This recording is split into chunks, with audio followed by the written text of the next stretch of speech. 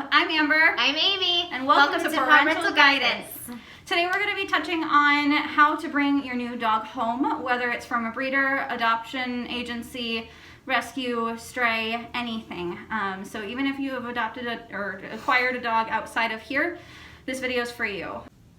So wherever you've acquired your dog, it's really important to allow them to decompress. This is a new environment, this is scary.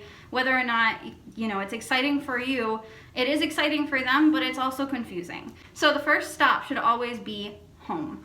A lot of the times we like to bring our new puppy or new dog and our newly adopted animal to our friends, to our family. We like to invite them over. We like to have people meet our new dog.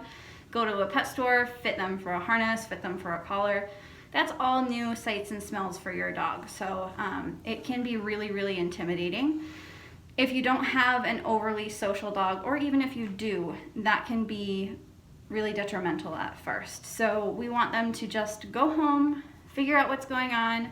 We follow the rule of 3 here, where it takes 3 days for a dog to realize what's going on, 3 weeks for a dog to understand your routine, and 3 months for them to fully show you their personality. So rule number 1, take your dog home. Don't take them to another place. Create a safe spot for them, a space where, they can just get away from things. Ideally, this is a crate or a separated room where they can go, and the children, the adults of the house know, okay, when the dog is there, they get their alone time. It's the same as us having a room. Second thing, let them come to you. So if you bring a new dog home and they're busy sniffing, don't go petting them every 5 seconds like, oh, this is your new home, this is your new home. What's comforting for us as people is not always comforting for dogs. So let them come to you, let them show you affection, and when they come to you, yes, praise. Another thing to note is that if they are fearful and they're coming to you for comfort, it is not detrimental to comfort them at that time. Give them treats, give them praise, give them love if that's what they want. There is a myth out there that if you are comforting a fearful animal, you are reinforcing the fear. Emotions cannot be reinforced. Behaviors can be reinforced. So if you're comforting an animal in fear, they're going to feel better, and that fear is going to subside over time. And the last point to go over on fear, if they're pushed too far, they are going to growl, they're going to snap, they're going to do behaviors that to you and I, they're scary. So let your dog growl, do not punish that, because the next step is always a bite.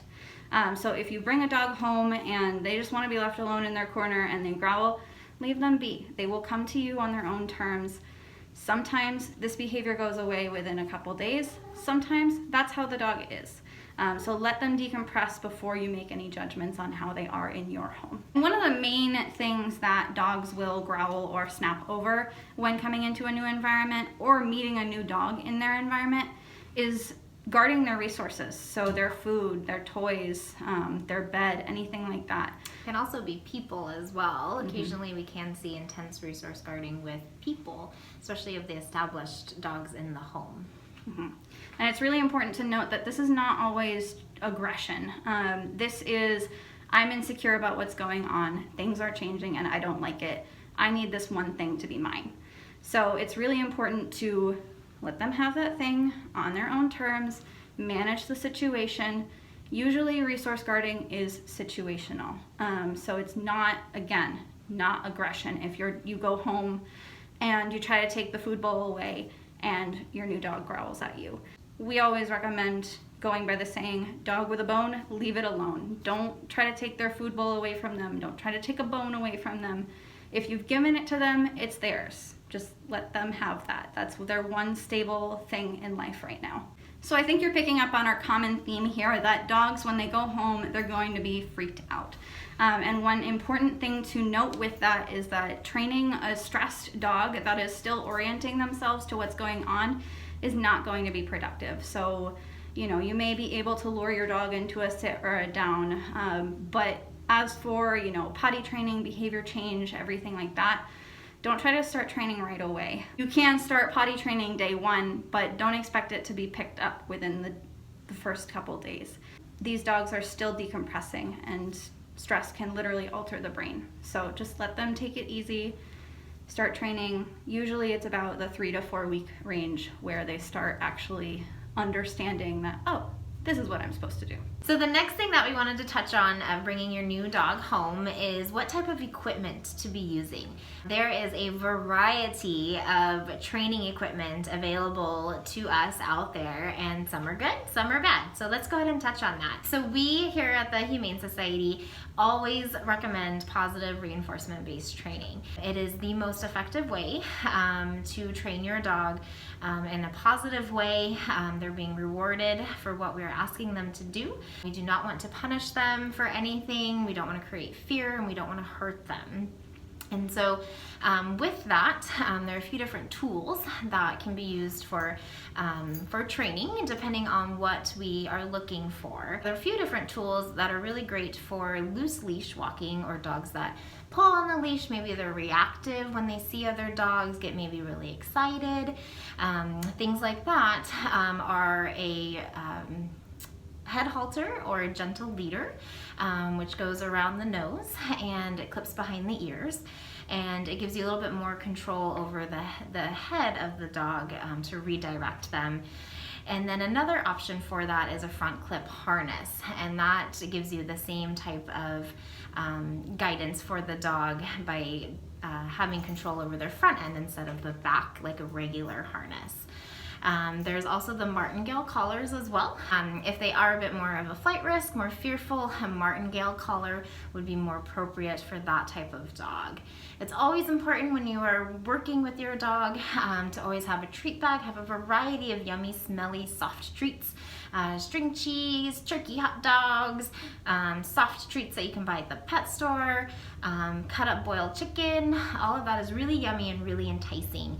And we want them to be rewarded with the most powerful thing possible. Another important thing to have is that we want a nice 6-foot leash. Leather is always best, but a regular 6-foot fabric leash is fine as well. We do want to avoid those flexi leashes. Those can be very, very dangerous. They're not very secure. And so a nice 6-foot leather or fabric leash is going to be ideal. In terms of things that we don't want to recommend and that we don't want to use for our dogs include choke collars, prong collars, shock collars. All of those inflict pain, and that's not what we're going for when we're training our dogs. And it can be very detrimental to the way that they learn, the way that they associate what they're being punished for, and cause them to be more fearful, which in turn can turn towards aggression and can be very, very dangerous. And so we want to avoid those things that are painful, that cause pain to them.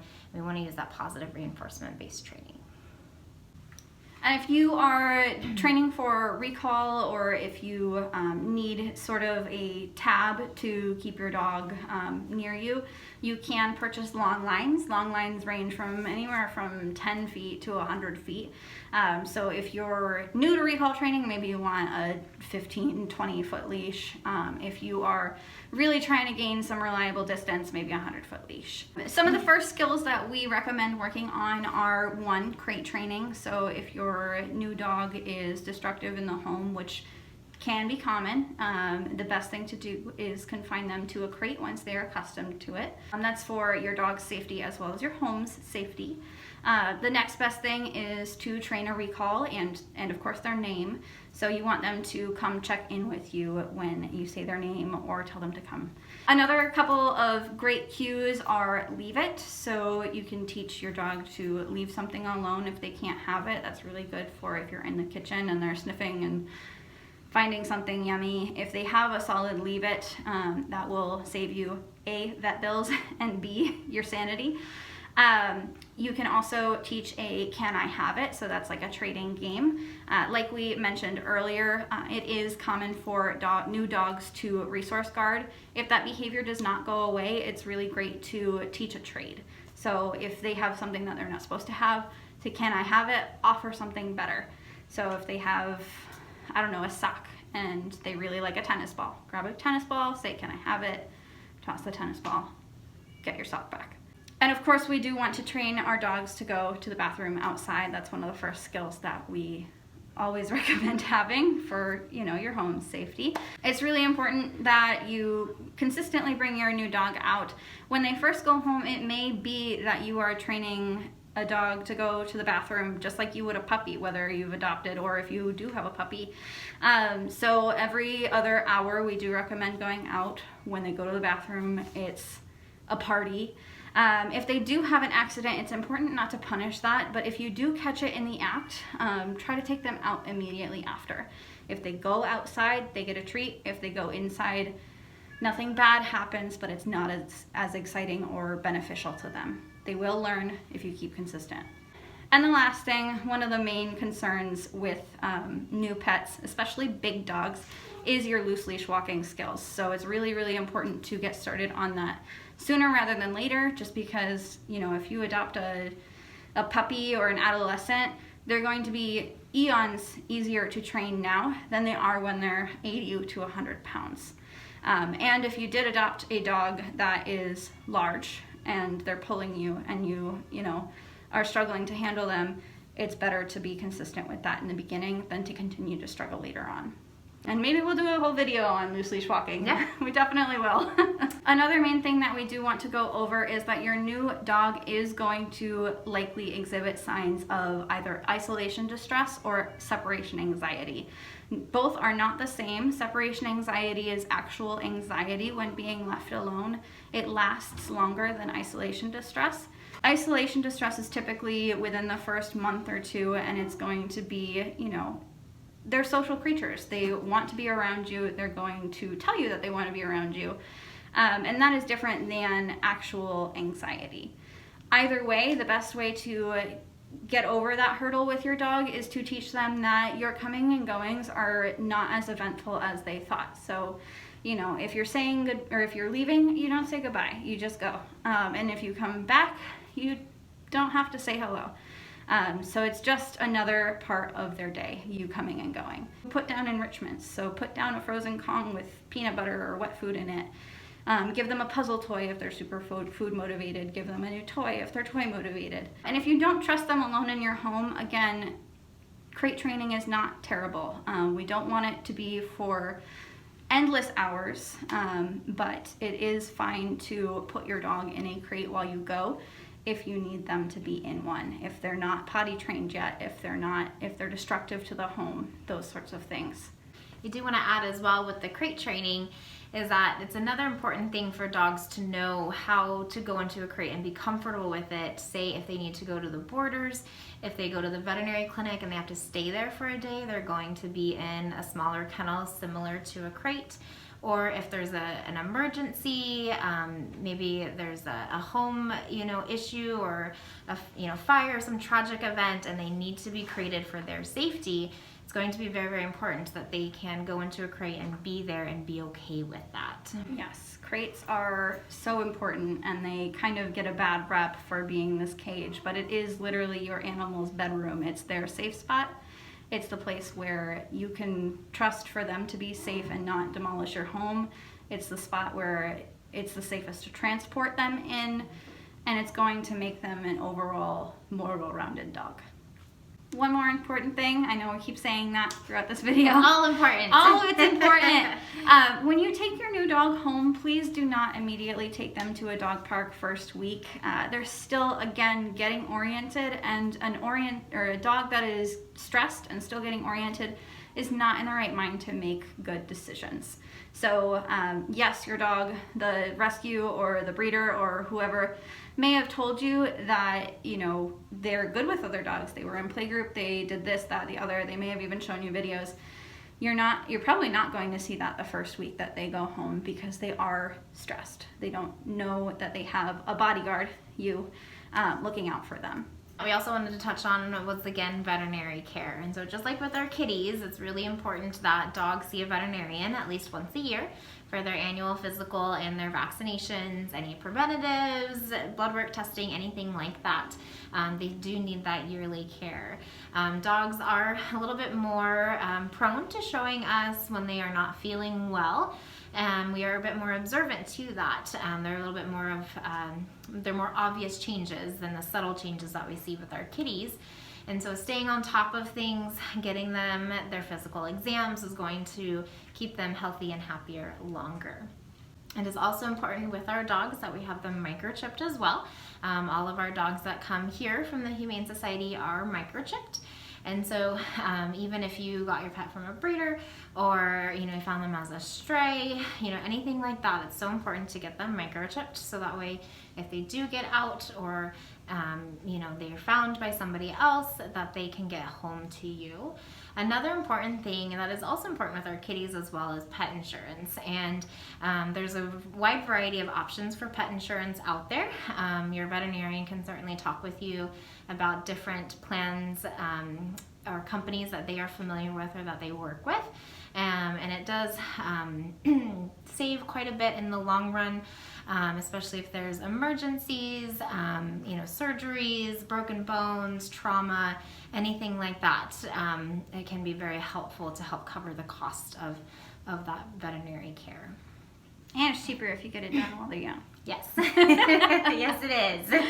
Yeah, and it's very, very important to note that the animal field is just as expensive as the human medical field. And last but not least, we do just want to reassure you, you are going to feel overwhelmed, and that is completely normal. Don't have new owner guilt about having to leave your dog alone for a couple of hours. We all lead busy lives. Amy and myself, we have dogs at home, we have cats at home, but we have to come here for, an 8-hour day, and that's completely normal.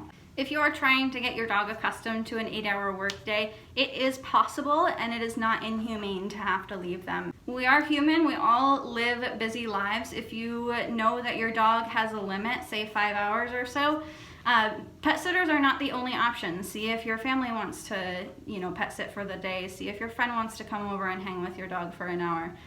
There are options, and we understand that it's basically taking on a new child. So again, just don't have new parent guilt.